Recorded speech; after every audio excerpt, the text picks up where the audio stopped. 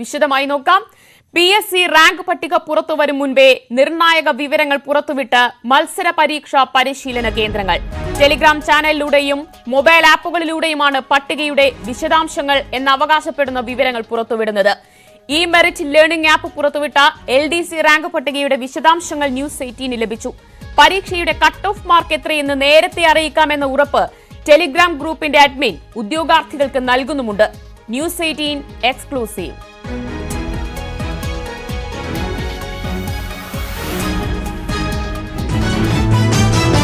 PSCയിൽ അപേക്ഷ ക്ഷണിക്കുന്നത് മുതലുള്ള ഓരോ നടപടിക്രമവും അതീവ രഹസ്യമെന്നാണ് വയ്പ്. റാങ്ക് പട്ടിക എന്ന് പ്രസിദ്ധീകരിക്കും, ഓരോ ജില്ലയിലെ പട്ടികയിലും എത്ര പേരുണ്ടാകും തുടങ്ങിയവ PSC അംഗങ്ങൾ പോലും അറിയുന്നത് പട്ടിക പ്രസിദ്ധീകരിക്കുമ്പോൾ മാത്രമാകും. എന്നാൽ ഇത് കാണുക, റാങ്ക് പട്ടികയുടെ ജില്ല തിരിച്ചുള്ള കണക്കാണിത്. വിവരങ്ങൾ ആധികാരികമെന്നും അവകാശവാദം. LDC റാങ്ക് പട്ടിക എന്ന് പ്രസിദ്ധീകരിക്കുമെന്ന് PSC തീരുമാനിക്കും മുമ്പെയാണ് ഈ പ്രചരണം.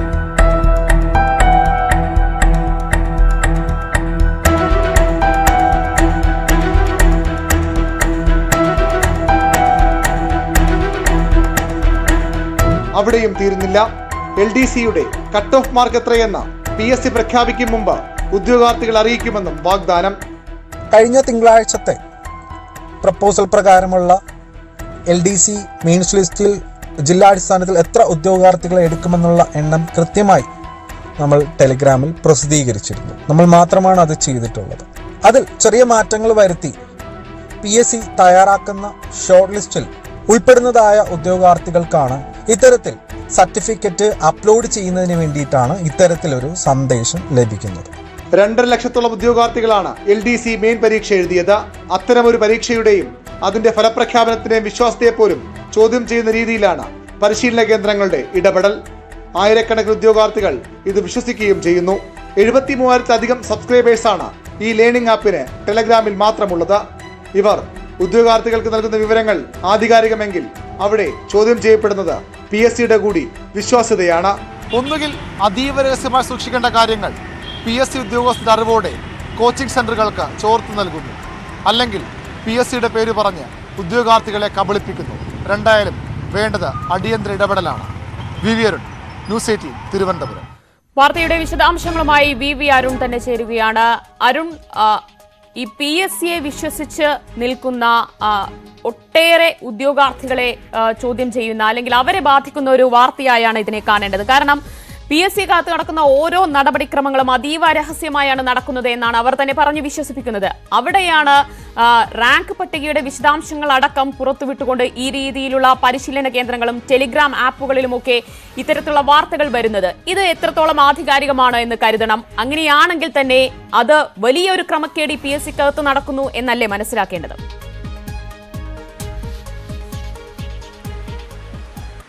ദിവ്യ, ഏറെ വിമർശനങ്ങൾ, ഏറെ കുറ്റം പറച്ചിലുണ്ടെങ്കിൽ പോലും സംസ്ഥാനത്തെ ഏറ്റവും വിശ്വാസ്യതയുള്ള ഒരു സർക്കാർ ഏജൻസി തന്നെയാണ് PSC.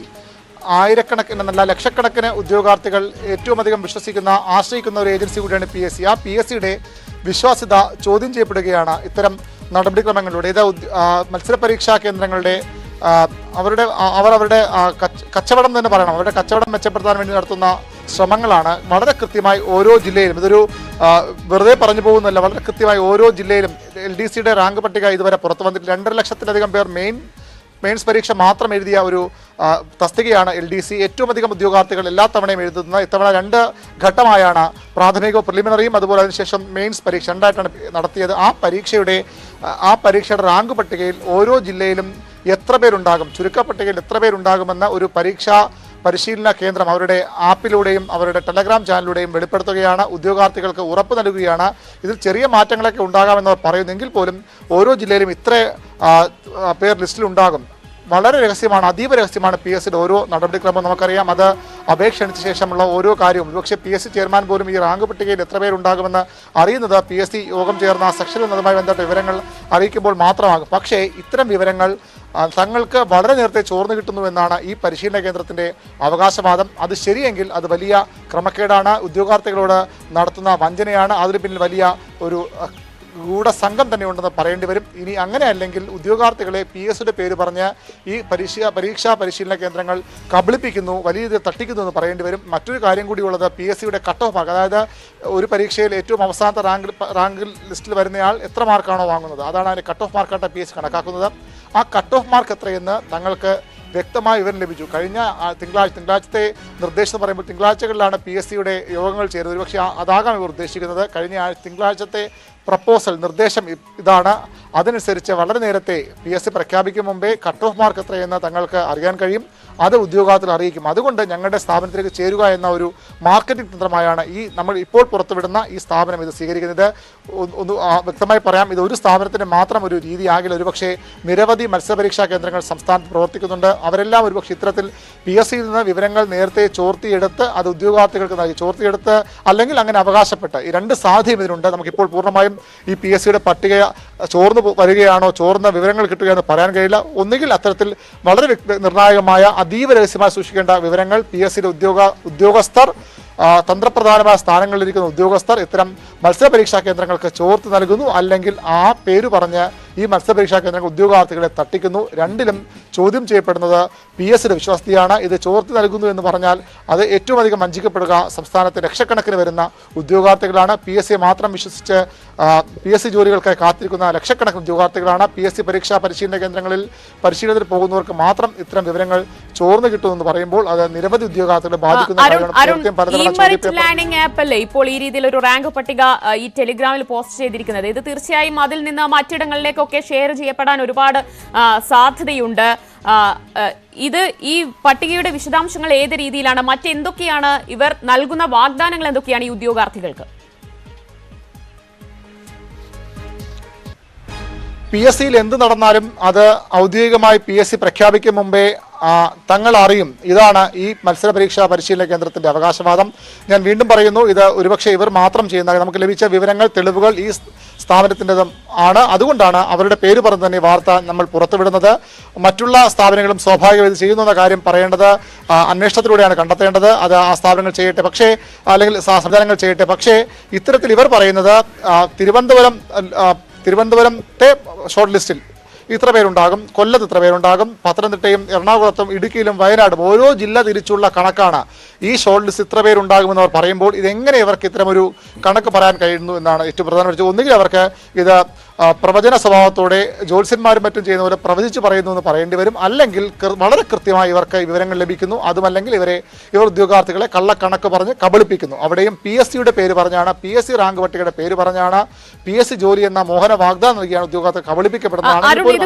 എത്ര ദിവസമായി ഈ രീതിയിലുള്ള വിശദാംശങ്ങൾ ഇവർ പുറത്തുവിട്ടിട്ട്? ഇത് ഇപ്പോൾ എത്ര ദിവസമായി? ഇത് അധികാരികളുടെ ഒന്നും ശ്രദ്ധയിൽപ്പെട്ടിട്ടില്ലേ ഇതുവരെ? സ്വാഭാവികമായും ഇതുവരെ അധികാരികളുടെ ശ്രദ്ധയിൽപ്പെട്ടിട്ടില്ല എന്ന് വേണം മനസ്സിലാക്കാൻ. ഇവർ ഈ ടെലഗ്രാം ചാനൽ 1-2 വർഷമായി പ്രവർത്തിക്കുന്നു എന്ന് വേണം മനസ്സിലാക്കാൻ. കോവിഡ് കാലത്ത് ആരംഭിച്ച ഒരു സംവിധാനമാണ് ഇത് എന്നാണ് മനസ്സിലാകുന്നത്. 72.32 സബ്സ്ക്രൈബേഴ്സ് ഈ ലേണിംഗ് ആപ്പിനുണ്ട്. ഞാനും ഈ ഇതുമായി ബന്ധപ്പെട്ട് ഇവർ ലഭിച്ചപ്പോൾ തന്നെ ഈ ആപ്പിൽ ഞാനും ജോയിൻ ചെയ്തു. അതിൻ്റെ അടിസ്ഥാനത്തിലാണ് ഇതുമായി ബന്ധപ്പെട്ട ഓരോ അപ്ഡേഷനും നമുക്കും ലഭിക്കുന്നത്. ഈ ആപ്പിൽ ഓരോ ദിവസവും മറ്റേ പരീക്ഷ ഇപ്പോൾ PSC മുൻ അംഗം ശ്രീ ലോപ്പസ് മാത്യു നമ്മോടൊപ്പം ടെലിഫോൺ ലൈനിൽ ചേരുകയാണ്. ശ്രീ ലോപ്പസ് മാത്യു, ഇക്കഴിഞ്ഞ ഏതാണ്ട് 2.5 ലക്ഷത്തോളം ഉദ്യോഗാർത്ഥികൾ പരീക്ഷ എഴുതിയ LDCയുടെ റാങ്ക് പട്ടികയാണ് ഈ ലേണിംഗ് ആപ്പ് എന്ന പരിശീലന കേന്ദ്രം അവർ ടെലിഗ്രാമിലൂടെ പുറത്തുവിടുന്നത്. അതായത് ഓരോ ജില്ലയിൽ എത്ര പേർ ഷോർട്ട് ലിസ്റ്റ് ചെയ്യപ്പെടും, കട്ട് ഓഫ് മാർക്ക് എത്രയായിരിക്കും തുടങ്ങിയതടക്കം വലിയ വാഗ്ദാനങ്ങളാണ് ഈ പരിശീലന കേന്ദ്രം ഉദ്യോഗാർത്ഥികൾക്ക് മുൻപാകെ വയ്ക്കുന്നത്. ഇത് ആധികാരികമായ വിവരങ്ങളാണ് എന്ന് അവർ അവകാശപ്പെടുകയും ചെയ്യുന്നുണ്ട്. അങ്ങനെയെങ്കിൽ ഇപ്പോൾ ഈ PSCയെ വിശ്വസിക്കുന്ന ഒട്ടേറെ ഉദ്യോഗാർത്ഥികളുണ്ട്. അവരുടെ വിശ്വാസ്യതയെ തന്നെ, PSCയുടെ വിശ്വാസ്യതയെ തന്നെയല്ലേ ഇത് ചോദ്യം ചെയ്യപ്പെടുന്നത്? അല്ല, തീർച്ചയായും അങ്ങനെ ഒരു സംഭവം ഒരിക്കലും നടക്കുകയില്ല. ആരെങ്കിലും ഏത് ചാനലായാലും അങ്ങനെ ഒരു സംഗതി ഉണ്ടെന്നും പറഞ്ഞ് അനൗൺസ് ചെയ്താൽ that is not proper, that is not correct. അതായത് അവിടെ ഉദ്യോഗാർത്ഥികളെ ഇവർ ഇത്തരത്തിലുള്ള വാഗ്ദാനങ്ങൾ നൽകി കബളിപ്പിക്കുകയാണ് ചെയ്യുന്നത് എന്നാണോ? തീർച്ചയായും. കാരണം PSCയുടെ സംവിധാനത്തില് ഒരു കാരണവശാലും മുൻകൂട്ടി, അതായത് PSCയുടെ കമ്മീഷൻ കൂടി അതിന്റെ സെലക്ഷൻ പ്രോസസ് തീരുമാനിച്ചതിന് ശേഷം ഏറ്റവും അതീവ രഹസ്യം നടക്കുന്ന കാര്യങ്ങളാണ് ഒരാൾ ചെയ്യുന്നത് മറ്റേയാൾ അറിയുന്നത്. അത്ര വിവിധ തട്ടിലുള്ള രജിസ്റ്റർ സ്വാഗതം ചെയ്യുന്ന കാര്യമാണ് PSCയിൽ. അതുകൊണ്ടാണല്ലോ PSC ഇത്ര വിശ്വാസത്തിൽ നിൽക്കുന്നത്. പക്ഷെ അതിനിടയ്ക്ക് നമ്മുടെ ഈ കോച്ചിങ് സെന്ററുകാരും അല്ലെങ്കിൽ അതുപോലെയുള്ള ഇങ്ങനെയുള്ള ചാനലുകാരും നമ്മുടെ സംസ്ഥാനത്തെ ഏറ്റവും വലിയ സാമൂഹ്യ വിപത്തായ തൊഴിലില്ലായ്മ അത് മുതലെടുക്കാൻ വേണ്ടി പലതരത്തിലുള്ള കാര്യങ്ങൾ ഇറങ്ങിയിരിക്കുക. അപ്പൊ ഇതിനെ തീർച്ചയായിട്ടും അതിനെ സംബന്ധിച്ചിടത്തോളം അന്വേഷിക്കേണ്ടതാണ്. PSC തന്നെ ഈ വിഷയത്തിൽ ആവശ്യമായ പരാതി കൊടുക്കുകയോ വല്ല ചെയ്യണം. അല്ലെങ്കിൽ PSCക്ക് തന്നെ ഒരു ഇന്റേണൽ വിജിലൻസ് സെല്ലുണ്ട്, SP റാങ്കിലുള്ള വിജിലൻസ് സെല്ലുണ്ട്. അവരെ കൊണ്ട് ഈ വിഷയം എന്താണെന്ന് അന്വേഷിപ്പിക്കണം. ഓൺ ബിഹാഫ് ഓഫ് PSC ഏതെങ്കിലും തരത്തിലുള്ള സ്കാൻഡലുകൾ നാട്ടിലുണ്ടായാൽ അത് വിദ്യാർത്ഥികളെ സംബന്ധിച്ചിടത്തോളം അവർക്ക് അത് അനുഗുണമായ കാര്യമല്ല. അവരെ സാമ്പത്തികമായും അല്ലാതെയും തട്ടിക്കുന്നതിന് വേണ്ട ഏർപ്പാടാണ്. അത് PSC തന്നെ അതിന്റെ വിജിലൻസ് അന്വേഷിപ്പിക്കാം. അതല്ലെങ്കിൽ പോലീസിൽ പരാതിപ്പെട്ട് അതിനെപ്പറ്റി അന്വേഷിക്കണം. ആയിരക്കണക്കിന് ആൾക്കാർ അംഗങ്ങളായ ഗ്രൂപ്പുകളിലൂടെയാണ് ഈ രീതിയിലുള്ള സന്ദേശങ്ങളൊക്കെ പ്രചരിക്കുന്നത്. അത് തീർച്ചയായും വീണ്ടും വീണ്ടും മറ്റിടങ്ങളിലേക്കൊക്കെ ഷെയർ ചെയ്തപ്പെട്ട് ഒരുപാട് പേരിലേക്ക് എത്താനൊക്കെയുള്ള സാധ്യതയുണ്ട്. ഇത് തീർച്ചയായും നിയമവിരുദ്ധം തന്നെയാണ്. കാരണം അത്രത്തോളം രഹസ്യമായി അതീവ രഹസ്യത്തോടെ നടക്കുന്ന നടപടികളാണ് ഈ PSCക്കകത്തുള്ളത്. അതൊക്കെയാണ് ഈ രീതിയിൽ പരിശീലന കേന്ദ്രങ്ങൾ അവരുടെ ഒരു മാർക്കറ്റിംഗ് സ്ട്രാറ്റജി പോലെ പുറത്തുവിടുന്നത്. ഇതിന് കടിഞ്ഞാണ് ഇടണ്ടേ? തീർച്ചയായും. അതുകൊണ്ടാണല്ലോ ഞാൻ പറഞ്ഞത് that is I am telling. തീർച്ചയായും. കാരണം PSCയുടെ സിസ്റ്റം അനുസരിച്ച് PSC മെമ്പർമാർക്ക് പോലും അല്ലെ ചെയർമാന് പോലും ബേസിക് ആയിട്ട് കട്ടവന്മാർക്ക് അറിയത്തില്ല. കാരണം ഔദ്യോഗികമായി അത് പബ്ലിഷ് ചെയ്ത് വന്നതിന് ശേഷമല്ലാതെ PSCയുടെ മെമ്പർക്കോ ചെയർമാനോ പോലും കട്ടവന്മാർക്ക് അറിയത്തില്ല. അതാണ് അതിന്റെ സിസ്റ്റം. അത്തരത്തിലാണ് അതിന്റെ കേസ് മുന്നോട്ട് പോകുന്നത്.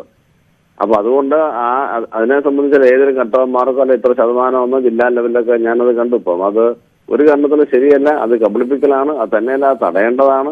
തന്നെയല്ല അതിനെ സംബന്ധിച്ച് ഏറ്റവും ഇമ്മീഡിയറ്റ് അന്വേഷണം ഐതർ ഞാൻ പറഞ്ഞത് PSC തന്നെ വിജിലൻസ് സെല്ല് വെച്ച് അന്വേഷിക്കണം. അതല്ലെങ്കിൽ അത് ഗവൺമെന്റില് പോലീസിൽ പരാതിപ്പെട്ട് അന്വേഷിക്കണം. കാരണം കേരളത്തിലെ 40 ലക്ഷത്തോളം വരുന്ന അഭ്യർത്ഥിച്ചതിൽ PSC പ്രോസസ് ചെയ്യുന്ന 3 കോടി അപേക്ഷയാണ്. കാരണം സാധാരണ ഒരു ആവറേജ് അപേക്ഷകൻ 6 അപേക്ഷ വരെ കൊടുക്കും. LDC, UDC അല്ല LDC, ലാസ്റ്റ് ഗ്രേഡ് അല്ലെങ്കിൽ കോളേജ് അല്ലെങ്കിൽ അധ്യാപകർ ഏതെല്ലാം പോസ്റ്റിലേക്കുള്ള അപേക്ഷിക്കുന്നത്. അപ്പൊ 40 ലക്ഷം പേരോളം അപേക്ഷിക്കുന്ന PSCയിലെ ആവറേജ് ഒരാളുടെ 5-6 അപേക്ഷ വരും. അപ്പൊ 4-6 24 2.5 കോടി 3 കോടി അപേക്ഷ പ്രോസസ് ചെയ്യുന്ന PSC ആണ്. അത് കേരളത്തിലെ 117 വകുപ്പ് 80ഓളം കോർപ്പറേഷനിലെയും അപ്പോയിന്റ്മെന്റ് നടത്തുന്ന PSC ആണ്. അപ്പോൾ അവിടെ വളരെ രഹസ്യഭാവത്തിൽ വളരെ കൃത്യമായി നടക്കുന്ന ഒരു സ്ഥാപനം, ഒരു കോൺസ്റ്റിറ്റ്യൂഷണൽ സ്ഥാപനം, ഒരു ഭരണഘടനാപര സ്ഥാപനം അതിനെ മിസ്യൂസ് ചെയ്യുന്ന അതിലെ പ്രവർത്തനങ്ങളെ തെറ്റിദ്ധരിപ്പിക്കുന്ന നടപടികൾ ഒരു കാരണവശാലും അനുവദിക്കാൻ പാടില്ല. അതിനെതിരെ അന്വേഷണം നടത്തണം. ഏത് ചാനലായാലും ഏത് ഓൺലൈൻ ചാനലായാലും. ഇതിൽ PSCക്ക് തന്നെ നേരിട്ട് ഇത് ശ്രദ്ധയിൽപ്പെട്ടാൽ PSCക്ക് തന്നെ നേരിട്ട് ഒരു അന്വേഷണം നടത്താമല്ലേ? തീർച്ചയായിട്ടും. PSCക്ക് വിജിലൻസ് സെല്ലുണ്ട്. SP റാങ്കിലുള്ള സെന്റർ തന്നെ ഉണ്ട്. അവർ അന്വേഷിക്കാൻ തീർച്ചയായിട്ടും അവർക്ക് തന്നെ നടപടിയെടുക്കാൻ പറ്റും. അതോടൊപ്പം ഗവൺമെന്റ് സഹായം അഭ്യർത്ഥിക്കാനും പറ്റും. ശരി, വളരെയധികം നന്ദി ശ്രീ ലോപ്പസ് മാത്യു പ്രതികരിച്ചതിന്. അരുണിലേക്ക്. അരുൺ, PSC മുൻ അംഗമായ ശ്രീ ലോപ്പസ് മാത്യു പറയുന്നത് ആ രീതിയിൽ ഇതിനൊരു ആധികാരികതയുമില്ല. അതീവ രഹസ്യമായി നടക്കുന്ന PSCയുടെ കാര്യങ്ങൾ അത് ചെയർമാന് പോലും അവസാന ഘട്ടത്തിലാണ് ഇത് പ്രസിദ്ധീകരിച്ചതിന് ശേഷമാണ് ഇതിന്റെ വിവരങ്ങളൊക്കെ അറിയാൻ കഴിയുക. അല്ലാതെ ഈ രീതിയിൽ പരിശീലന കേന്ദ്രങ്ങൾ പുറത്തുവിടുന്ന അല്ലെങ്കിൽ ടെലിഗ്രാം ഗ്രൂപ്പുകളിൽ പ്രചരിക്കുന്ന ഇത്തരം മെസ്സേജുകൾ, സന്ദേശങ്ങൾ അത് കബളിപ്പിക്കപ്പെടുകയാണ് ഉദ്യോഗാർത്ഥികൾ. അതിൽ ഒരു വിശ്വാസ്യതയുമില്ല എന്നാണ് അദ്ദേഹം പറയുന്നത്. ഇതിനെതിരെ ഉടൻ ഒരു നടപടിയെടുക്കുക തന്നെയല്ലേ PSC ചെയ്യേണ്ടത്? അത് PSCയുടെ ശ്രദ്ധയിൽ വരുത്തേണ്ടതിന്റെ ആവശ്യകതയും എത്രത്തോളമുണ്ട്?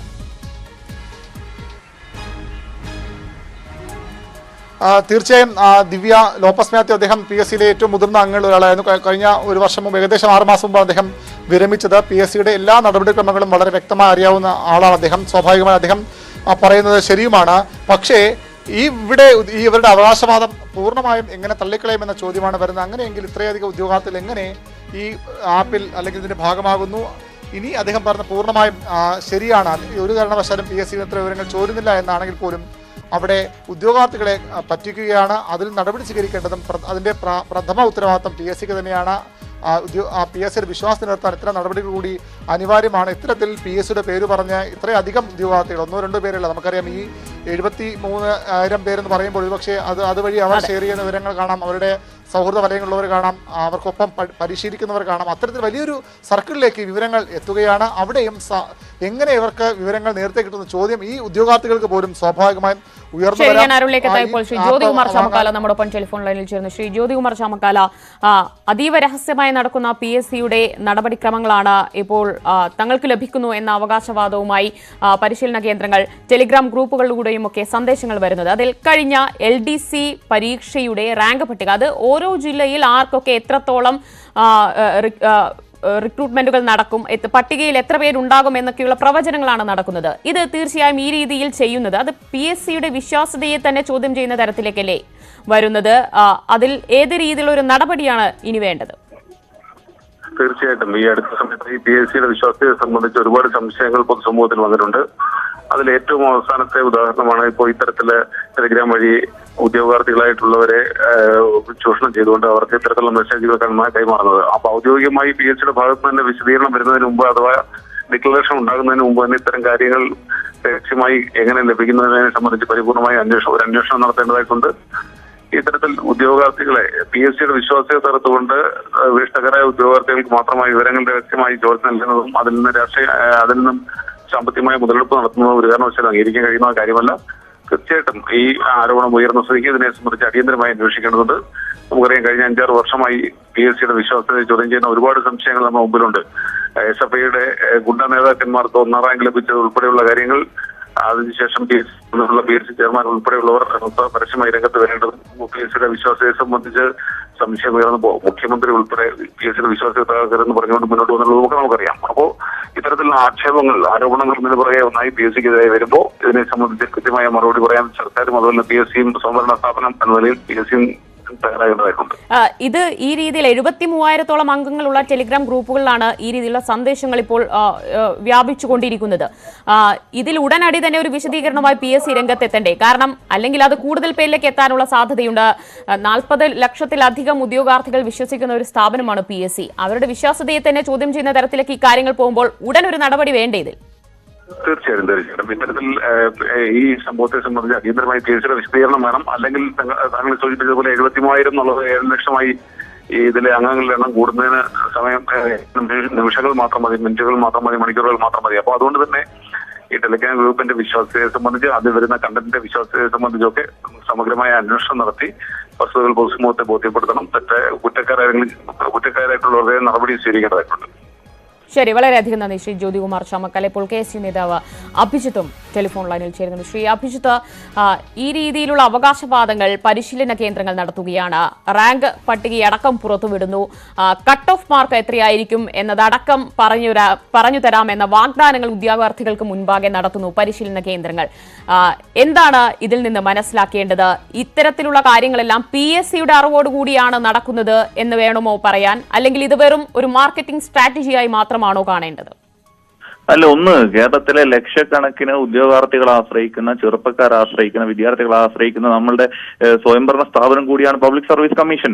അത്തരം സ്ഥാപനങ്ങളുടെ നടപടിക്രമങ്ങളെല്ലാം ഒരു പരീക്ഷയിൽ ഒരു വിദ്യാർത്ഥി പരീക്ഷയ്ക്ക് അറ്റൻഡ് ചെയ്യുന്നത് തൊട്ട് ആ വിദ്യാർത്ഥിയുടെ പരീക്ഷയും മറ്റു മൂല്യനിർണ്ണയവും ആ ഉദ്യോഗാർത്ഥികളുടെ റാങ്ക് ലിസ്റ്റ് ഉൾപ്പെടെയുള്ള കാര്യങ്ങൾ അതീവ രഹസ്യമായി സൂക്ഷിക്കണമെന്നിരിക്കെയാണ് ഇന്ന് PSC അംഗങ്ങളും PSCയും അറിയുന്നതിന് മുൻപ് ചില സ്ഥാപനങ്ങൾ ഇത്തരം PSC കോച്ചിങ് സെന്ററുകൾ പുറത്തുവിടുന്നത് എന്നത് അതീവ ഗൗരവകരമായിട്ടുള്ള വിഷയമാണ്. ഈ വിഷയത്തിൽ ഇപ്പോൾ News 18 തന്നെ പുറത്തുവിട്ടിരിക്കുന്ന വാർത്ത കേരളത്തിലെ ഉദ്യോഗാർത്ഥികൾ ആശങ്കയോടെ കാണുകയാണ്. നമ്മൾ ഇത്രമേൽ അതീവ സുരക്ഷയുണ്ടാകേണ്ട, അത്രമേൽ രഹസ്യാത്മകത സൂക്ഷിക്കേണ്ട പരീക്ഷകളുടെ മാർക്ക് എത്രയാണ് കട്ട് ഓഫ് എന്നും അതിൽ എത്ര ആളുകൾ ലിസ്റ്റിൽ വരുമെന്നും എത്ര ആളുകൾക്ക് അതിൽ ജോലി ലഭിക്കുമെന്നും ഒക്കെ ചില സ്ഥാപനങ്ങൾ പറയുമ്പോൾ അത് വെറുതെ അടിച്ചുവിടുന്നതാണെന്ന് നമുക്ക് പറയാൻ വേണ്ടി സാധിക്കുമോ? ഒന്നെങ്കിൽ ഗവൺമെന്റ് അടിയന്തരമായി, സർക്കാർ അടിയന്തരമായി ഇത്തരം സ്ഥാപനങ്ങൾക്കെതിരെ നടപടി സ്വീകരിക്കണം. ഇത് ഇത്തരമൊരു സാഹചര്യം നമ്മളുടെ സുതാര്യമായ നമ്മളുടെ സ്ഥാപനങ്ങൾ നശിക്കുന്നു എന്നതിന്റെ തെളിവാണ്. ഇപ്പൊ ഇത് ഇന്നലെ മാത്രമല്ലല്ലോ, പല ഘട്ടങ്ങളിലായി ഇത്തരം സ്ഥാപനങ്ങൾ PSC പോലുള്ള സ്ഥാപനങ്ങളുടെ അവരുടെ ഐഡന്റിറ്റിയെ തന്നെ ചോദ്യം ചെയ്യുന്ന രീതിയിൽ മുമ്പോട്ട് വന്നിട്ടുണ്ട്. എന്തുകൊണ്ട് അവർക്കെതിരെ നടപടി സ്വീകരിക്കുന്നില്ല? നടപടി സ്വീകരിക്കാതിരിക്കണമെങ്കിൽ ഇവർ പറയുന്ന കാര്യങ്ങൾ യാഥാർത്ഥ്യമാകണമെന്നും ഇവർ പറയുന്ന കാര്യങ്ങളാണ് ശരിയെന്നും ഈ ഗവൺമെന്റിന് ബോധ്യമുണ്ടാകണ്ടേ?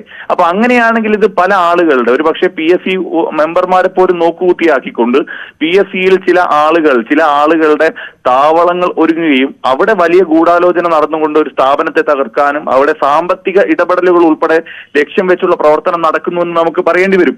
അങ്ങനെയാണെങ്കിൽ കൃത്യമായിട്ടുള്ള ഗൗരവതരമായിട്ടുള്ള അന്വേഷണം നടത്തി അവർക്കെതിരെ നടപടി സ്വീകരിക്കാൻ സർക്കാർ തയ്യാറാകണം. പലതവണ പലപ്പോഴായി PSCയുടെ വിശ്വാസ്യത ചോദ്യം ചെയ്യപ്പെടുന്ന നിരവധി സംഭവങ്ങൾ ഉണ്ടായിട്ടുണ്ട്. ഇതിപ്പോൾ ഏറ്റവും ഒടുവിലത്തേതായി കാണണം. കാരണം ഉടൻ തന്നെ ഇതിലൊരു വിശദീകരണമായി PSCയോ സർക്കാരോ തന്നെ രംഗത്ത് വരണമെന്നാണോ പറയുന്നത്?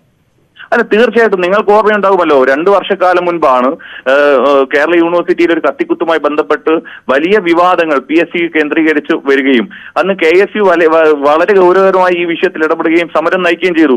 അന്ന് കേരളത്തിന്റെ മുഖ്യമന്ത്രി പറഞ്ഞത് PSCയെ തകർക്കാനുള്ള ഗൂഢാലോചനയാണ് ഞങ്ങളുടെ ഭാഗത്തു നിന്ന് ഉണ്ടാകുന്നത് എന്നാണ്.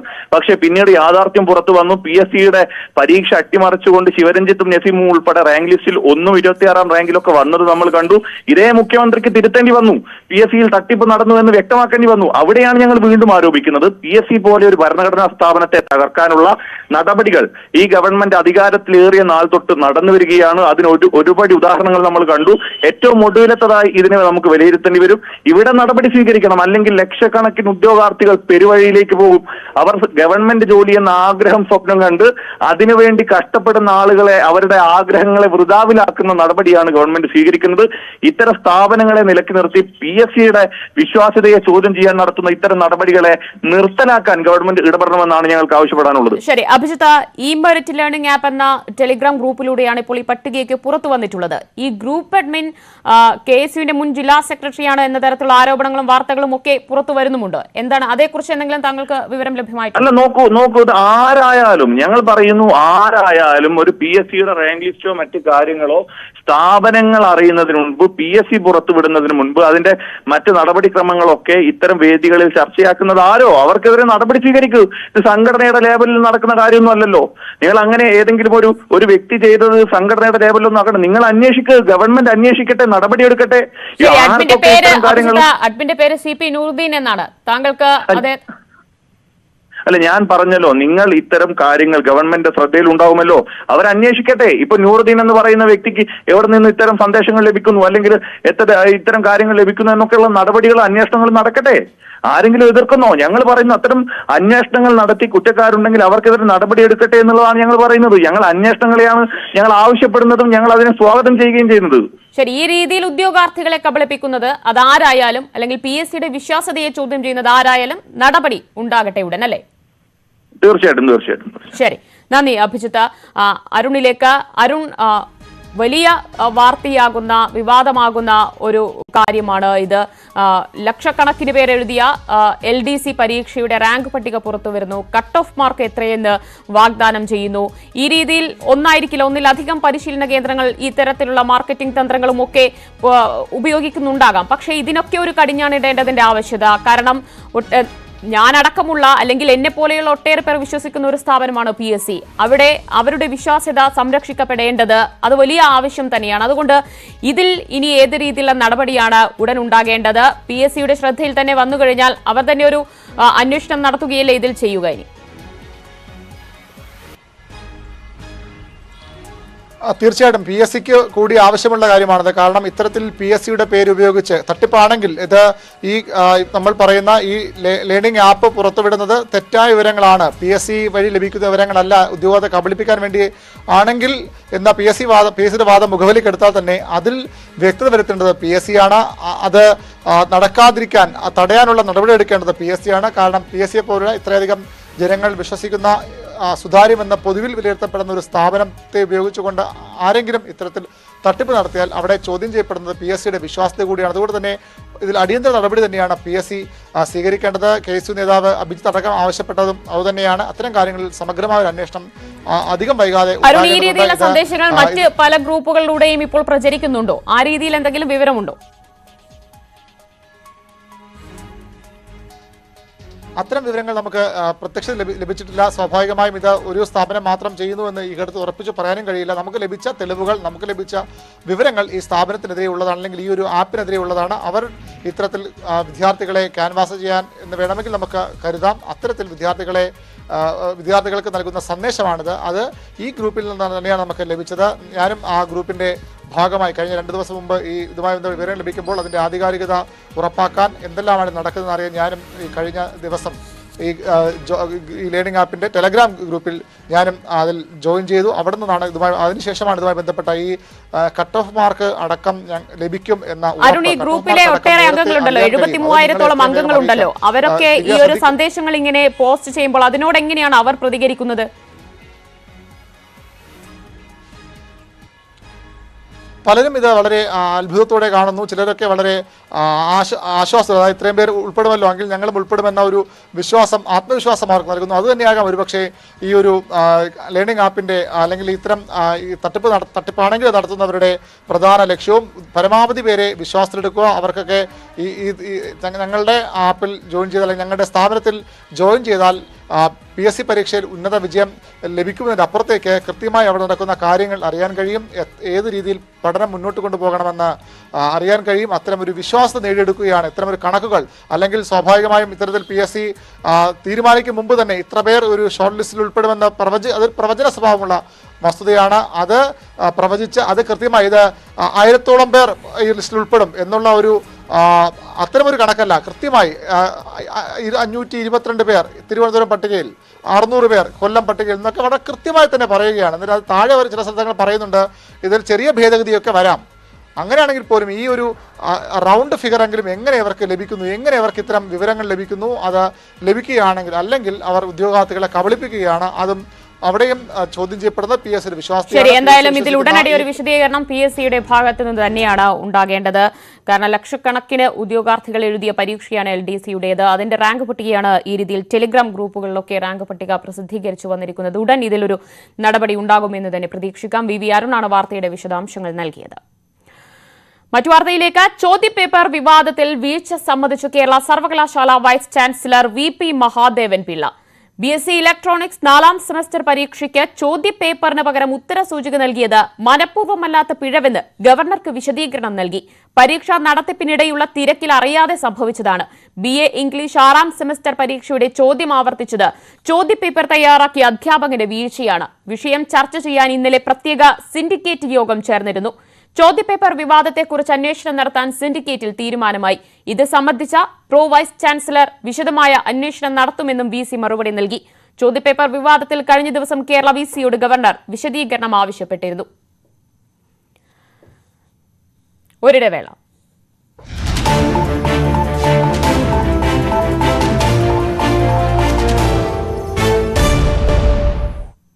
വാർത്തയിലേക്ക്. ഭൂമി തട്ടിപ്പിൽ അന്വേഷണം.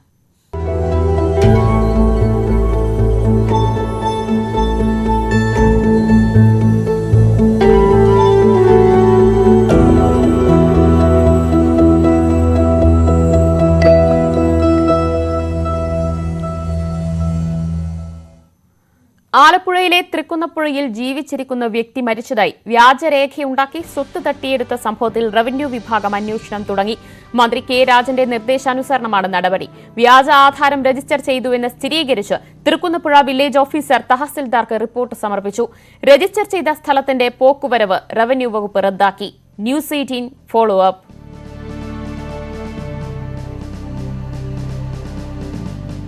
ശരണ്യ സ്നേഹജൻ ചേരുകയാണ് വിവരങ്ങളുമായി. ശരണ്യ, വ്യാജരേഖയുണ്ടാക്കി സ്വത്ത് തട്ടിയെടുത്ത സംഭവത്തിൽ ഇപ്പോൾ ഏത് രീതിയിലുള്ള നടപടികളിലേക്ക് റവന്യൂ വിഭാഗം നീങ്ങുന്നു? ഇതിൽ പൊന്നമ്മയ്ക്ക് നീതി ലഭിക്കാനുള്ള പ്രതീക്ഷകൾ, സാധ്യതകൾ തന്നെയല്ലേ ഉള്ളത്? തീർച്ചയായിട്ടും ദിവ്യ, അത്തരം ഒരു സാഹചര്യത്തിലേക്ക് കാര്യങ്ങൾ നീങ്ങുന്നു എന്ന് തന്നെയാണ് നമുക്ക് പ്രതീക്ഷയോടെ കരുതാനാവുന്നത്. എന്തായാലും റവന്യൂ മന്ത്രിയുടെ നിർദ്ദേശപ്രകാരം ആലപ്പുഴ ജില്ലാ കളക്ടർക്കായിരുന്നു ഭൂമി തട്ടിപ്പ് സംബന്ധിച്ച കേസ് അന്വേഷിക്കാനായി റവന്യൂ മന്ത്രി നിർദ്ദേശം നൽകിയത്. തുടർന്ന് ഇപ്പോൾ അതിന്മേൽ അതിവേഗ അന്വേഷണം നടക്കുകയാണ്. കഴിഞ്ഞ ദിവസം രാത്രി തന്നെ, അതായത് റവന്യൂ മന്ത്രി ഉത്തരവിട്ട അന്ന് രാത്രി തന്നെ വില്ലേജ് ഓഫീസർ ഇവരുടെ വീട്ടിലെത്തി, അതായത് തൃക്കുന്നപ്പുഴ സ്വദേശിനി പൊന്നമ്മയുടെ വീട്ടിലെത്തി അവരുടെ കാര്യങ്ങൾ ചോദിച്ചറിയുകയും ഒപ്പം തന്നെ വ്യാജ രജിസ്റ്റർ ചെയ്ത ആധാരത്തിന്റെ പകർപ്പുകളടക്കം കൈപ്പറ്റുകയും ചെയ്തിരുന്നു.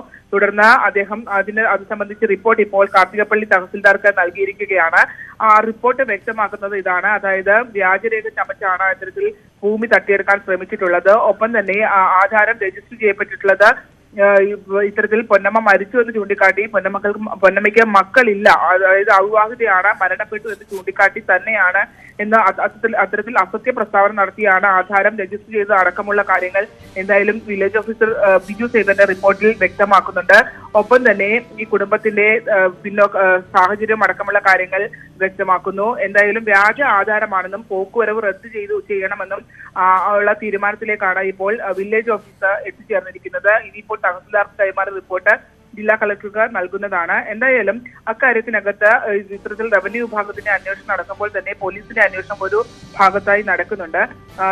തൃക്കുന്നപ്പുഴ സിയുടെ നേതൃത്വത്തിലുള്ള സംഘം ഇന്നലെ എത്തി അവരോട്, അതായത് പൊന്നമ്മയുടെ വീട്ടിലേക്ക് എത്തി മൊഴി രേഖപ്പെടുത്തിയിട്ടുണ്ടായിരുന്നു.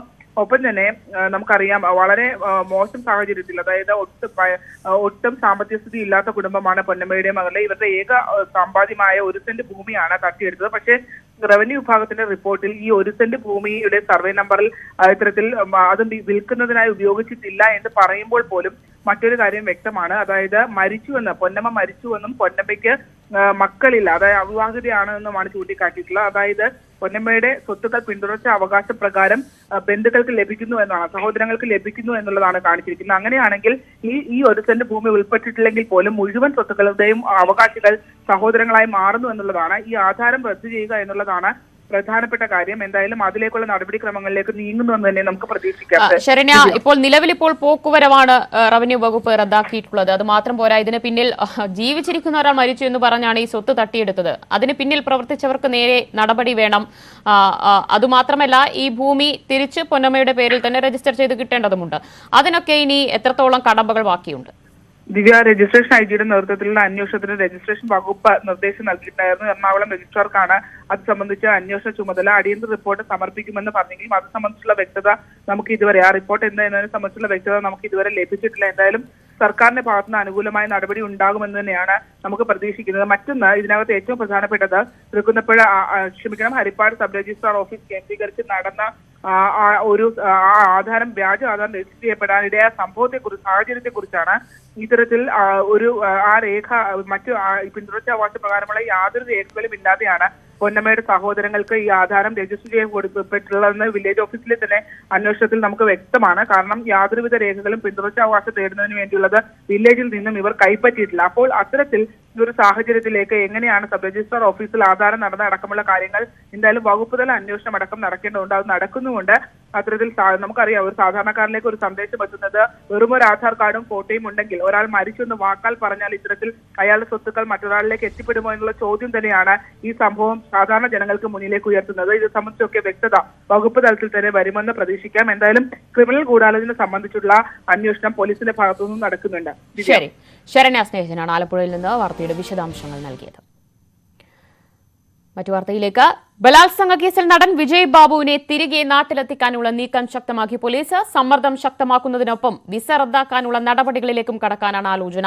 കേസിൽ കൂടുതൽ പേരിൽ നിന്ന് അന്വേഷണ സംഘം മൊഴിയെടുക്കും. സുവി വിശ്വനാഥ് വിവരങ്ങൾ നൽകും. സുവി, എന്തൊക്കെയാണ് വിശദാംശങ്ങൾ?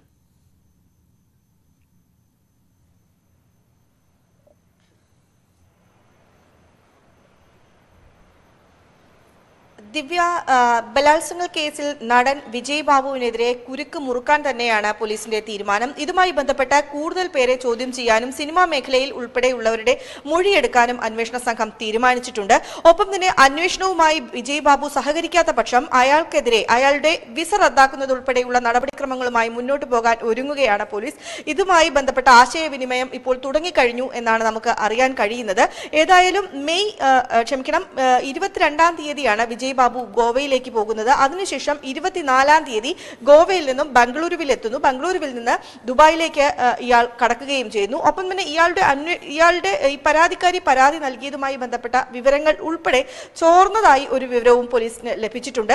22-ാം തീയതി വൈകിട്ട് ഇവിടെ നിന്ന് അന്വേഷണ സംഘം ഗോവയിലേക്ക് വിജയ് ബാബുവിനെ അറസ്റ്റ് ചെയ്യാനായി പോയിരുന്നു. എന്നാൽ 23-ാം തീയതി അന്വേഷണ സംഘം അവിടെ എത്തിയെങ്കിലും വിജയ് ബാബുവിനെ കണ്ടെത്താൻ സാധിച്ചില്ല.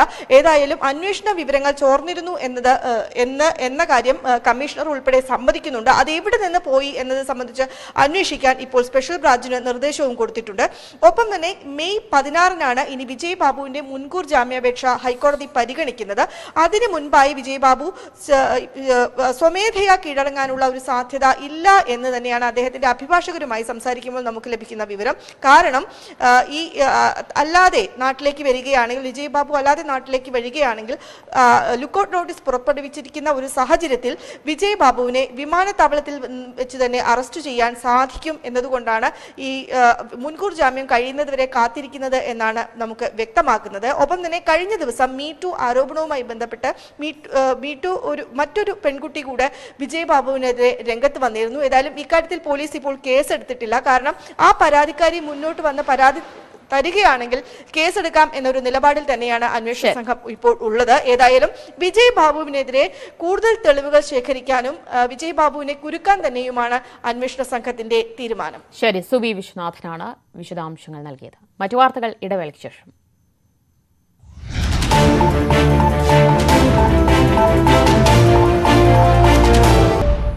വാർത്തയിലേക്ക്. സംസ്ഥാനത്ത് ഇന്ന് വൈദ്യുതി നിയന്ത്രണം ഉണ്ടായേക്കില്ല. പ്രതിസന്ധി മറികടക്കാൻ മെയ് 31 വരെ യൂണിറ്റിന് 20 രൂപ വരെ നിരക്കിൽ 280 മെഗാവാട്ട് അധിക വൈദ്യുതി വാങ്ങും. നല്ലളം നിലയത്തിൽ നിന്ന് വൈദ്യുതി ഉൽപാദനം ആരംഭിച്ചു.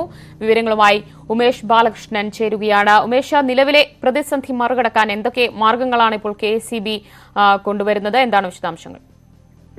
കേരളത്തിന് ആവശ്യമായ വൈദ്യുതി ഇന്ന് ലഭിക്കുമെന്നുള്ളൊരു പ്രതീക്ഷയാണ് KSEB അധികൃതർ പങ്കുവയ്ക്കുന്നത്. 20 രൂപ നിരക്കിൽ, അതായത് യൂണിറ്റിന് 20 രൂപ നിരക്കിൽ 250 മെഗാവാട്ട് വൈദ്യുതി വാങ്ങാനുള്ള കരാർ നടപടികൾ പൂർത്തിയായി കഴിഞ്ഞു. അത് ഇന്ന് തന്നെ ലഭിക്കും എന്നാണ് പ്രതീക്ഷിക്കുന്നത്. ഇത് കൂടാതെയാണ് നല്ലളം ഡീസൽ പ്ലാന്റിൽ നിന്നുള്ള വൈദ്യുതി ഉൽപാദനം ആരംഭിച്ചിരിക്കുന്നത്.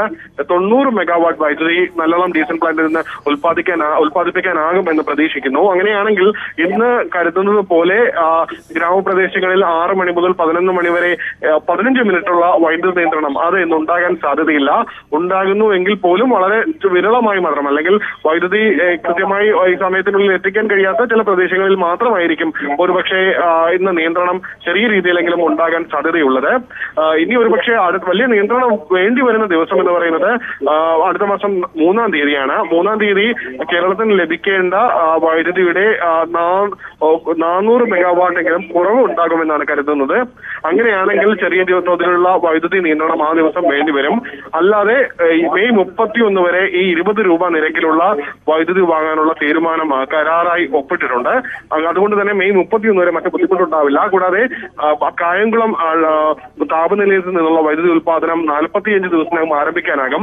അതുകൊണ്ട് തന്നെ വലിയ പ്രതിസന്ധി ഇല്ലാതെ മുന്നോട്ട് പോകാനാകും എന്നുള്ളൊരു പ്രതീക്ഷ KSEB ജീവനക്കാർ മുന്നോട്ട് വെക്കുന്നത്. ശരി, ഉമേഷ് ബാലകൃഷ്ണനാണ് വിവരങ്ങൾ നൽകിയത്. ദൃശ്യമാധ്യമ പ്രവർത്തന മികവിനുള്ള ദേശീയ അംഗീകാരമായ exchange for media news broadcasting award news 18 കേരളത്തിന്. ന്യൂസ് 18 കേരളത്തിൽ സംപ്രേഷണം ചെയ്ത കാടിറങ്ങുന്ന വന്യത ക്യാമ്പയിനാണ് പുരസ്കാരം. സംസ്ഥാനത്തിന്റെ വിവിധ ഭാഗങ്ങളിൽ കാടിറങ്ങുന്ന വന്യജീവികൾ മൂലം ജനങ്ങൾക്കുള്ള പ്രശ്നങ്ങൾ അധികാരികളുടെ മുന്നിലെത്തിച്ച പരമ്പരയായിരുന്നു കാടിറങ്ങുന്ന വന്യത. ദക്ഷിണേന്ത്യൻ ചാനലുകളിൽ സംപ്രേഷണം ചെയ്ത മികച്ച ഇൻഡെപ്ത് സീരീസ് വിഭാഗത്തിലാണ് കാടിറങ്ങുന്ന വന്യത ക്യാമ്പയിൻ അവാർഡിന് അർഹമായത്. ന്യൂസ് 18 തമിഴ്നാട് സംപ്രേഷണം ചെയ്യുന്ന കാലത്തിൻ കൂരൽ എന്ന പരിപാടി ദക്ഷിണേന്ത്യയിലെ മികച്ച പ്രൈം ഷോയ്ക്കുള്ള പുരസ്കാരവും നേടി.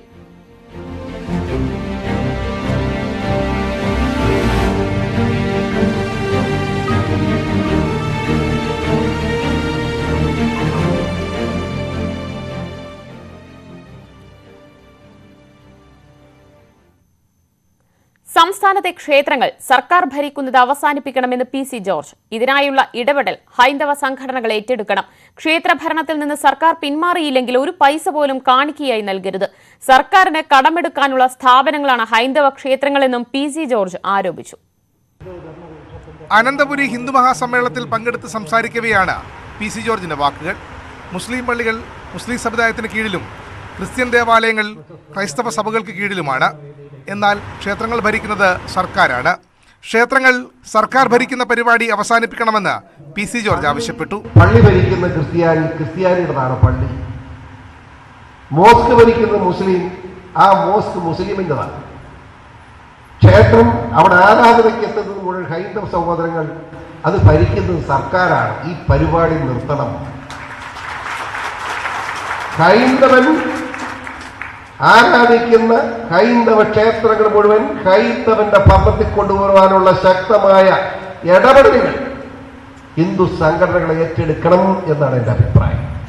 ക്ഷേത്രങ്ങളിലേക്ക് വരുന്ന പണം മുഴുവൻ സർക്കാരിലേക്ക് പോവുകയാണ്. സർക്കാരിന് കടമെടുക്കാനുള്ള സ്ഥാപനങ്ങളാണ് ഹൈന്ദവ ക്ഷേത്രങ്ങളെന്ന് PC ജോർജ് ആരോപിച്ചു. ക്ഷേത്രത്തിൽ വരുന്ന പണം മുഴുവൻ സർക്കാരിലേക്ക് പോകും. ദേവസ്വം ബോർഡ് എന്ന് പറഞ്ഞാൽ എവിടെ പോകുന്നത്? സർക്കാരിന് കടമെടുക്കാനുള്ള ഒരു സ്ഥാപനമാണ് ഹൈന്ദവ ക്ഷേത്രങ്ങൾ എന്ന് നിങ്ങൾ മനസ്സിലാക്കുക. ഞാൻ അത് കഴിഞ്ഞ് നിയമസഭ പറഞ്ഞപ്പോൾ മുഖ്യമന്ത്രി പറഞ്ഞത് എങ്ങനെ ഉണ്ടാക്കും? ഞാൻ ഒരു കാര്യം ചെയ്യണം, ആ പ്രദേശത്ത് ഹൈന്ദവ മതവിശ്വാസികളായിട്ടുള്ള ആളുകൾ വിളിച്ചുകൊണ്ട് ഒരു കമ്മിറ്റി തെരഞ്ഞെടുത്ത് അവരെ ഏൽപ്പിക്കണം. അപ്പോൾ ഉമ്മൻചാണ്ടി പറഞ്ഞു ശരിയാണ്, അതിന് പ്രായോഗികമായ ബുദ്ധിമുട്ടുണ്ട്, ആ ബുദ്ധിമുട്ട് മാറ്റണ്ടേ. ഉമ്മൻചാണ്ടി സർക്കാരിന്റെ കാലത്ത് താൻ ഇക്കാര്യം ഉന്നയിച്ചിരുന്നതായും PC ജോർജ് പറഞ്ഞു. ന്യൂസ് 18 തിരുവനന്തപുരം. ബിരുദാനന്തര ബിരുദം പൂർത്തിയാക്കിയ വിദ്യാർത്ഥിക്ക് സാങ്കേതിക കാരണങ്ങൾ പറഞ്ഞ് MG സർവകലാശാല സർട്ടിഫിക്കറ്റ് നൽകുന്നില്ലെന്ന് പരാതി. ബിരുദ കോഴ്സിന്റെ യോഗ്യതയിൽ സംശയം പ്രകടിപ്പിച്ചാണ് PG സർട്ടിഫിക്കറ്റ് സർവകലാശാല തടഞ്ഞുവെച്ചത്. കോഴിക്കോട് ഗുരുവായൂരപ്പൻ കോളേജിൽ നിന്ന് ഡിഗ്രി പഠനം കഴിഞ്ഞ് മഹാരാജാസിൽ PG പഠനം പൂർത്തിയാക്കിയ വിദ്യാർത്ഥിയാണ് സർട്ടിഫിക്കറ്റ് ലഭിക്കാതെ ബുദ്ധിമുട്ടുന്നത്. പാലക്കാട് കുമരനെല്ലൂർ സ്വദേശിയായ ജയശങ്കർ MG യൂണിവേഴ്സിറ്റിക്ക് കീഴിലെ മഹാരാജാസ് കോളേജിൽ നിന്ന് 2020 MA ഹിസ്റ്ററി പഠനം പൂർത്തിയാക്കിയത്. കാലിക്കറ്റ് യൂണിവേഴ്സിറ്റിക്ക് കീഴിലെ ഗുരുവായൂരപ്പൻ കോളേജിൽ നിന്ന് BA Malayalam sociology double main പഠനത്തിന് ശേഷമാണ് മഹാരാജാസിൽ എത്തിയത്. കോളേജിൽ പ്രവേശനം നേടുന്ന സമയത്ത് ആവശ്യപ്പെട്ട എല്ലാ രേഖകളും നിശ്ചിത ഫീസും നൽകി. തുടർന്ന് കോഴ്സ് പൂർത്തിയാക്കി. ഫലവും വന്നു. പ്രൊവിഷണൽ സർട്ടിഫിക്കറ്റിനായി യൂണിവേഴ്സിറ്റിയെ സമീപിച്ചപ്പോൾ സർട്ടിഫിക്കറ്റ് നൽകാൻ കഴിയില്ലെന്നായിരുന്നു മറുപടി. ഈ ഡിഗ്രി കോഴ്സിന് ബിരുദാനന്തര ബിരുദം പഠിക്കാൻ യോഗ്യതയില്ലെന്ന മറുപടിയാണ് MG സർവകലാശാല നൽകുന്നത്. എൻ്റെ ക്വാളിഫിക്കേഷൻ തെളിയിക്കുന്ന എല്ലാ രേഖകളും യൂണിവേഴ്സിറ്റിയുടെ മുമ്പിൽ കോളേജിന് മുമ്പ് സമർപ്പിച്ചാണ്. കോളേജ് അത് യൂണിവേഴ്സിറ്റിയിലേക്ക് അയച്ചു. രജിസ്ട്രേഷൻ പൂർത്തിയാക്കിയതിന് ശേഷമാണ് ഞാനിവിടെ പരീക്ഷ എഴുതുകയും പാസ്സാവുകയൊക്കെ ചെയ്തത്. അപ്പോൾ ഇതെല്ലാം കഴിഞ്ഞ് 2-3 വർഷം കഴിഞ്ഞ് ഞാൻ യൂണിവേഴ്സിറ്റിയിൽ സർട്ടിഫിക്കറ്റിനായിട്ട് ചെല്ലുന്ന സമയത്ത് അവരിങ്ങനെ ചെയ്യുന്ന ഒരു ശരിയായിട്ടുള്ള കാര്യമല്ല. മഹാരാജാസിൻ്റെ സെക്ഷനിൽ നിന്ന് ആ ഫയല് അക്കാദമിക് വിഭാഗത്തിലേക്ക് അയച്ചിട്ടുണ്ട്. അപ്പോൾ അവരവിടെ നിന്ന് കൊടുക്കുന്ന മറുപടി അനുസരിച്ച് മാത്രമേ ഈ സർട്ടിഫിക്കറ്റ് ഇഷ്യൂ തരാൻ പറ്റുള്ളൂ എന്നാണ് പറയുന്നത്. പക്ഷേ യൂണിവേഴ്സിറ്റിയുടെ സൈറ്റിലൊക്കെ നമ്മൾ നോക്കുന്ന സമയത്ത് ഈ മലയാളം സോഷ്യോളജി എന്ന് പറയുന്ന കാലിക്കറ്റ് യൂണിവേഴ്സിറ്റിയിൽ ഗുരുവായൂരപ്പൻ കോളേജിൽ മാത്രമുള്ള ഈ കോഴ്സ് അംഗീകരിച്ചതായിട്ടാണ് കാണുന്നത്.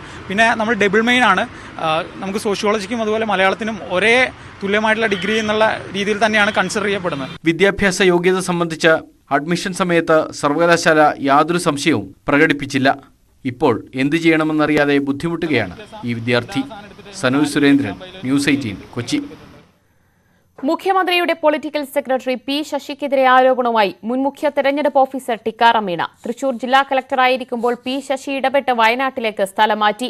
വ്യാജ കള്ള നിർമ്മാതാക്കൾക്കെതിരെ നടപടിയെടുത്തതിനായിരുന്നു EK നായനാരുടെ പൊളിറ്റിക്കൽ സെക്രട്ടറിയായിരുന്ന ശശിയുടെ പ്രതികാര നടപടി. വയനാട്ടിലെത്തിയ ശേഷവും ശശി പ്രതികാര നടപടി തുടർന്നുവെന്നും ടിക്കാറാം മീണ അദ്ദേഹത്തിന്റെ ആത്മകഥയിൽ പറയുന്നു. കരുണാകരൻ സർക്കാരിന്റെ കാലത്തെ ദുരനുഭവവും ടിക്കാറാം മീണ തുറന്നു പറയുന്നുണ്ട്. വിവരങ്ങളുമായി VV അരുൺ ചേരുന്നു. അരുൺ, എന്തൊക്കെയാണ് ടിക്കാറാം മീണയുടെ ആത്മകഥയിലെ പരാമർശങ്ങൾ? സർവീസ് കാലയളവിൽ നേരിടേണ്ടി വന്ന അനുഭവങ്ങളാണ് പ്രധാനമായും ഈ പുസ്തകത്തിലുള്ളത്. അദ്ദേഹത്തിന്റെ നാടുമായി ബന്ധപ്പെട്ട വിവരങ്ങളാണ് ആദ്യ ഭാഗത്ത്. മുഴുവൻ സർവീസിൽ അദ്ദേഹം നേരിടുന്ന പ്രശ്നങ്ങളാണ്. അത് ഏറ്റവും പ്രധാനം മുഖ്യമന്ത്രി പിണറായി വിജയന്റെ പൊളിറ്റിക്കൽ സെക്രട്ടറിയായ P ശശിക്കെതിരെയുള്ള ആരോപണങ്ങളാണ്. 96-ലെ നായനാർ സർക്കാരിന്റെ കാലത്ത് P ശശി നായനാരുടെ പൊളിറ്റിക്കൽ സെക്രട്ടറി ആയിരുന്നു. തൃശൂരിൽ ടിക്കാറാം മീണ കളക്ടറായിരിക്കെ ലോബിക്കെതിരെ നടപടിയെടുത്തു. അതിന്റെ പേരിൽ സർക്കാർ താൻ അനഭിപനായി എന്നാണ് മീണ പറയുന്നത്. അതിന്റെ പേരിൽ സ്ഥലം മാറ്റപ്പെട്ടു. അതിന്റെ കാരണക്കാരൻ മുഖ്യമന്ത്രി പൊളിറ്റിക്കൽ സെക്രട്ടറി ആയിരുന്ന P ശശിയാണെന്ന് ടിക്കാറാം മീണ വെളിപ്പെടുത്തുന്നു. വ്യാജ കള്ള് നിർമ്മാണ കേന്ദ്രങ്ങളിൽ റെയ്ഡ് നടത്തി വ്യാപാരികളെ പിടികൂടി. അന്നത്തെ എക്സൈസ് മന്ത്രി നേരിട്ട് വിളിച്ചതിന് എതിർപ്പ് പറഞ്ഞു. പിന്നീട് കേസ് അട്ടിമറിക്കാൻ അന്നത്തെ ജില്ലാ പോലീസ് മേധാവിയായിരുന്ന B സന്ധ്യയ്ക്ക് മേൽ സമ്മർദ്ദം ചെലുത്തി. ഇതെല്ലാം ചുക്കാൻ പിടിച്ചത് മുഖ്യമന്ത്രിയുടെ പൊളിറ്റിക്കൽ സെക്രട്ടറി ആയിരുന്ന P ശശിയാണ്. പാർട്ടിയെ അന്ന് തെറ്റിദ്ധരിപ്പിക്കുന്നതിൽ ശശി വിജയിച്ചു എന്നാണ് ടിക്കാറാം മീണയുടെ ആരോപണം. പിന്നീട് അദ്ദേഹത്തെ വയനാട്ടിലേക്ക് സ്ഥലം മാറ്റി. അവിടെയും സസ്പെൻഷൻ ഉണ്ടായി. അതിനു പിന്നിലും പൊളിറ്റിക്കൽ സെക്രട്ടറി ആയിരുന്ന P ശശിയുടെ നീക്കങ്ങളെന്ന് മീണ കുറ്റപ്പെടുത്തുന്നു. UDF സർക്കാരിന്റെ കാലത്ത്, കോൺഗ്രസ് സർക്കാരിന്റെ കാലത്തും തനിക്ക് ദുരനുഭവങ്ങൾ ഉണ്ടായി. കരുണാകരൻ സർക്കാരിന്റെ കാലത്ത് സിവിൽ സപ്ലൈസ് ഡയറക്ടറായിരുന്നു ടിക്കാറാം മീണ. ആ സമയത്ത് ഗോതമ്പ് തിരിമറി പുറത്തുകൊണ്ടുവന്നതിന്റെ പ്രതികാര ബുദ്ധിയോടെ പെരുമാറി. സർവീസ് ബുക്കിൽ മോശം കമന്റ് എഴുതി. അത് പരാമർശം പിൻവലിക്കാൻ പിന്നീട് AK സമീപിച്ചെങ്കിലും ഗുണമുണ്ടായില്ലെന്നും ടിക്കാറാം മീണ ഈ പുസ്തകത്തിൽ പറയുന്നു. ശരി, VV അരുണാണ് വിശദാംശങ്ങൾ നൽകിയത്. ഒരിടവേള കൂടി.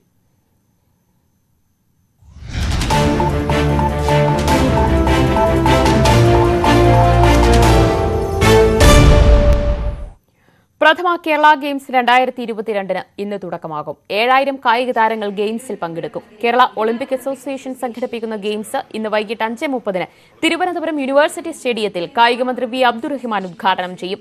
മേരി കോം, PR ശ്രീജേഷ്, രവികുമാർ ദഹിയ, ബജ്രംഗ് പുനിയ എന്നിവരെ ചടങ്ങിൽ ആദരിക്കും. മലയാളി ഒളിമ്പ്യന്മാരായ സജൻ പ്രകാശും KT ഇർഫാനും അലക്സ് ആന്റണിയും MP ജാബിറും ആദരം ഏറ്റുവാങ്ങും.